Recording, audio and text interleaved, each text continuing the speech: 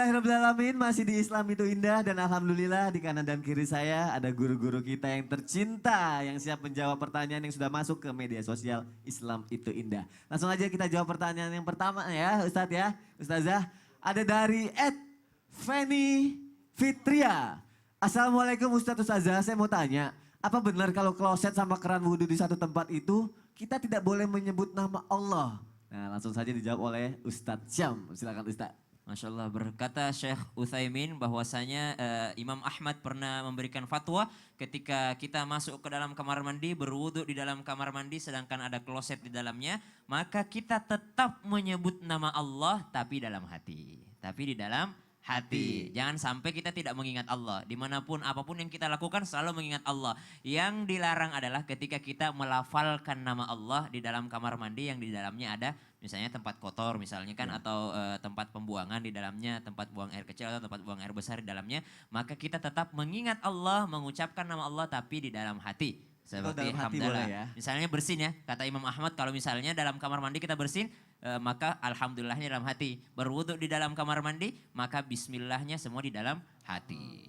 Masya Allah, terima kasih Ustadz Syam. Sama-sama. Kalau gitu pertanyaan selanjutnya dari Nida Kusuma Johariani. Assalamualaikum Ustadz, Ustazah mau tanya. Ketika ibu mengucapkan dosa kepada kita, apakah Allah benar-benar mengabulkannya? Walaupun itu hanya bercanda untuk mengancam kita saja. Wah ini gimana Ustazah Lulung? Seorang ibu gitu ya, seorang ibu nih yang ngomong nih.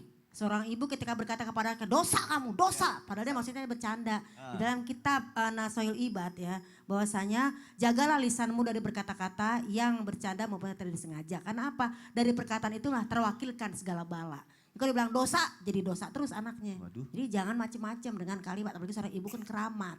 Kadang-kadang saya sebagai bapak suka gitu juga. Nah ibu bapak itu ya dua-duanya jangan ngomong macem-macem. Dan juga dinyatakan dari Abu Hurairah kalau kita berkata-kata yang tidak sengaja tanpa pikir panjang yang diridhoi oleh Allah, maka itu kata-kata akan naik ke langit, artinya derajatnya tinggi. Tapi ketika kita berkata-kata tanpa pikir panjang dengan kalimat yang jelek, maka juga akan naik dan kita masuk neraka jahanam. Nauzubillah. Jadi jangan sembarangan sebagai ibu. Semoga istighfar ya. Lagi istighfar, minta ampun. Terima kasih Ustazah Lulung. Pertanyaan selanjutnya dari Rohmawati 73550. Assalamualaikum. Nomor telepon tuh. Nomor telepon kayaknya. Assalamualaikum, bila ada pria yang bermaksud baik melamar seorang wanita tapi wanita itu menolak karena sudah melakukan sholat malam. Tapi tetap ragu untuk menerima pria tersebut. Sedangkan wanita itu memiliki rasa nafsu. Wah, tolong dijawab itu.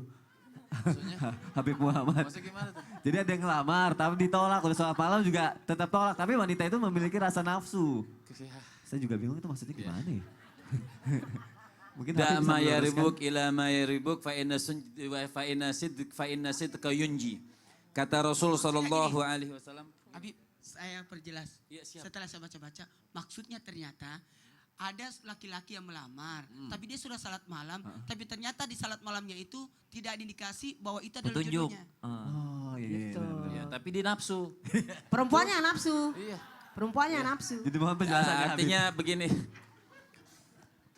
Pernikahan itu niat menikahkan itu melampiaskan, bukan melampiaskan, atau melakukan sesuatu yang halal, menyalurkan sesuatu yang halal. Jadi apabila ada seseorang yang melamar kita, walaupun mungkin istikharah kita tidak mendapatkan, tapi mungkin izin orang tua dan dia bagus, bismillah, tawakkal Allah, lakukan itu pernikahan. Masya Allah. Ya. Jadi jangan sering nolak juga kalau orang melamar, nanti tidak laku-laku repot juga. Oke. Terima kasih Habib. Pertanyaan selanjutnya dari Mezafira. Assalamualaikum, saya mau tanya pada saat orang berhijrah, kenapa yang pertama kali yang harus diperbaiki adalah sholatnya?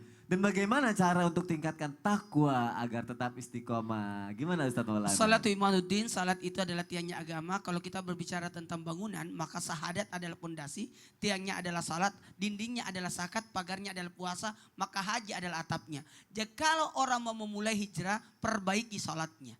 Kalau salat bagus, maka semua akan jadi baik semua. Dan seluruh amal ibadah itu semua ada di dalam salat. Sahadat ada ketika tahiyat. Salat ya salat, zakat ada, zakat waktu. Kemudian apalagi puasa, di dalam salat kita tidak boleh makan. Dan haji pun ada dalam salat karena kita menghadap kiblat. Jadi ketika salat diperbaiki maka aman semua, lancar.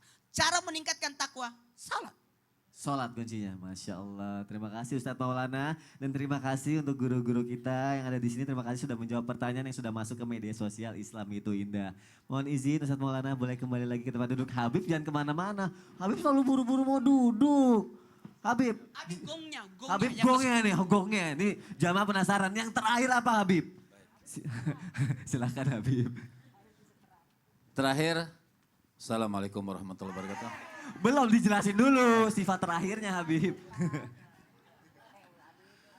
Baik, sifat yang ke-10 artinya bagaimana seorang suami itu bisa lancar rezekinya dari Allah Subhanahu wa taala. Maka yang ke-10 ini adalah istri yang taat kepada suami dan melayani suaminya dengan bagus. Istri intinya istri yang taat kepada suami. Bahkan istri yang taat kepada suami ini insya Allah masuk surga dengan daster-dasternya. Masya Allah. Walaupun masuk masih bau bawang. Ya. Artinya istri yang menyenangkan suami. Istri yang melayani suaminya dengan bagus dan baik. Bahkan dalam satu hadis daripada baginda Nabi besar Muhammad sallallahu alaihi wasallam mubarak alaihi wa ala alihi ayyumamra'atin matat wa zawjuha anha radin dakhalatil jannah. Kata Nabi SAW, siapa seorang wanita atau seorang istri yang meninggal dunia, tapi meninggalnya bukan diharapin sama suaminya. Alhamdulillah meninggal, enggak. Artinya ayyumamra'atin, ini seorang wanita yang solehah, itu ketika dia meninggal dunia, maka Allah Subhanahu wa ta'ala memberikan keridhaan dari suaminya, dia meninggal dunia walaupun dia soleha, suaminya ridha sudah tidak apa-apa seperti Ustadz Maulana. Istri yang soleha Masya Allah sudah meninggal, tapi apa kata Allah, apa kata Rasul, dakhalatil jannah, akan dimasukkan ke syurganya Allah Subhanahu wa ta'ala. Ayyumamra'atin salat khamsaha. Kata Nabi SAW, seorang istri atau seorang perempuan salat khamsaha, solat dia 5 waktu. Tidak ditinggalkan solat 5 waktu kepada Allah Subhanahu wa ta'ala. Wasamat syahraha. Maka kata Rasul mengatakan apabila datang bulan Ramadan, dia berpuasa di bulan Ramadan. Apabila datang waktu solat, dia solat melakukan solat 5 waktu. Wasamat syahraha, dia berpuasa di bulan Ramadan. Wa ata'at zaujaha, dia taat kepada suaminya. Maka kata baginda Nabi besar Muhammad, udkhulil jannah bi ayyi abwabin syi'ti. Kata Nabi SAW, perempuan yang punya 3 sifat ini, dia sholat ketika masuk waktunya. Kemudian dia berpuasa di bulan Ramadan. Ata'at zaujaha, dia taat kepada suaminya. Kata Nabi, melalui dari Allah Subhanahu wa ta'ala tentunya, masuklah kau syurga min ayyi abwabin syi'ti, dari pintu mana saja yang kau mau masuk silahkan kata Allah Subhanahu wa ta'ala. Lihat. Tapi dengan syarat dia berpuasa, dia sholat seperti tadi pondasi yang dikatakan oleh Ustadz Maulana, pondasi ketakwaan adalah sholat kepada Allah. Ini sholatnya rajin, puasanya rajin. Kalau lihat suami istighfar terus. Ya. Lihat suami pagi-pagi lihat mukanya astagfirullah, astagfirullah. Astagfirullah. Berzikir ya Pak Ustadz ya. Iya. Tapi Ibu girang bener kayaknya istighfar terus sama suaminya kayaknya. Jadi perempuan yang taat kepada Allah, seorang perempuan yang cinta kepada Allah Subhanahu wa ta'ala, kemudian dia taat kepada suaminya, ini kriteria yang menyebabkan suami dilancarkan rezekinya oleh Allah Subhanahu wa ta'ala. Masya Allah, jazakallah Habib. Ustadz Maulana, ada sesuatu yang menyenangkan yang mau kasih tahu ke jamaah yang ada di rumah. Apa itu? Ini buat penasaran buat kita. Apa Iya, sih? Cepet mau tahu dong, cepet semuanya? dong. Jadi jamaah saksikan keberian HUT DKI ke-492 Kota Jakarta, Wajah Baru Jakarta, tanggal 22 Juni 2019. Nanti akan dimeriahkan oleh siapa aja nih Ustadz? Oleh Wali Pasha Kotak, Siti Badriah, Astrid Tiar, Wow, Ivan Ivan Gunawan. Adul dan Daus Parok. Memang Masya acara Allah. apa? Ini seru banget nih, pokoknya nanti di di Bundaran HI pukul 19.45 di Jakarta dan akan ditayangkan secara live di Trans TV pukul 20 jam 8 malam. Iya, jadi yang luar kota pun bisa nonton. Bisa nonton live di Trans TV. Sekali lagi saya mau mengucapkan terima kasih yang sedalam-dalamnya juga untuk guru-guru kita yang tercinta. Vega makasih. Sudah datang ke Islam Itu Makasih Indah. semuanya, guru-guruku semuanya. Terima kasih Kreatif yang jamaah undang yang sudah Nggak ada menyaksikan nama Islam saya Itu Indah. tadi. Ada jamaah. Ya Allah begitu indah ajaran Islamu. Sampai ketemu lagi besok ya jamaah. Wassalamualaikum warahmatullahi wabarakatuh. Waalaikumsalam warahmatullahi